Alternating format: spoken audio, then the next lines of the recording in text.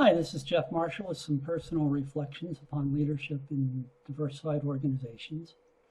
I'll be quite honest, when the course started, I was a bit concerned because I wasn't sure how I was going to do any projects in it. The organizations that I work with already tend to be fairly well integrated and have very mature and robust EDI programs. That's not to say they're perfect, but in terms of the traditional EDI approaches, I didn't see what I was going to do.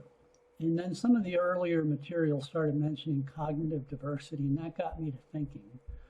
Because I'm doing a lot of work on various aspects of cognitive science and cognitive readiness in my capstone project. So this became the focus of my EDI project. As I started looking at cognitive diversity, though, it became extremely interesting because to a certain extent, it's almost like pornography. I know it when I see it, but the definition of cognitive diversity, what creates cognitive diversity, is really kind of up for grabs. There's a lot of consensus that cognitive diversity is good, that it helps making effective decisions. Some of the literature talks about it's very good for complex problem solving and creativity. So what I wanted to be able to do is dig into cognitive diversity a little bit more. What creates it? Is it just about demographics, or does it have to do with experience? Does it have to do with inbred psychology that you're just born with? What causes it? And so that's when I started looking at the Army. And again, as I said earlier, the Army is fairly well integrated already.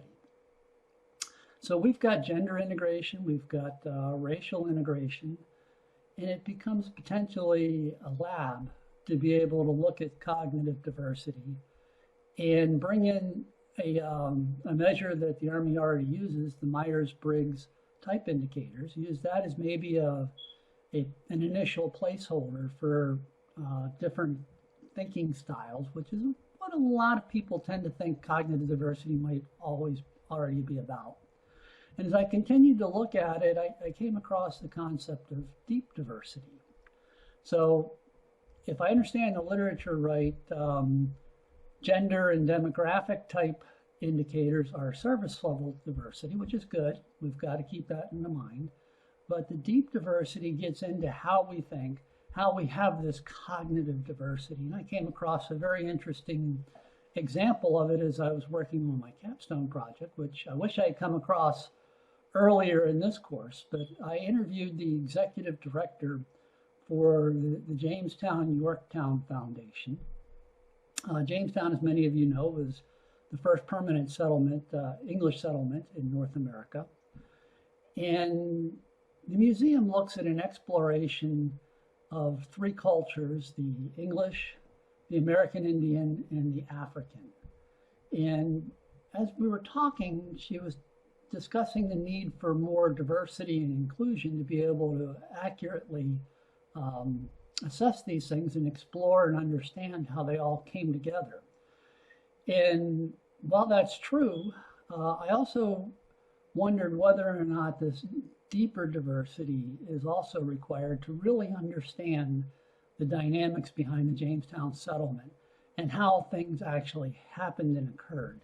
So as I started looking at that, plus this concept of cognitive diversity in the Army lab, I came up with a way to look at it from a theoretical theory approach. So if organizations can manage cognitive styles, and again, I'm looking at Myers-Briggs type indicators in phase one, in teams to create cognitive diversity, then organizations will mitigate the effects of cognitive bias, increase creativity, and effectively assess situations.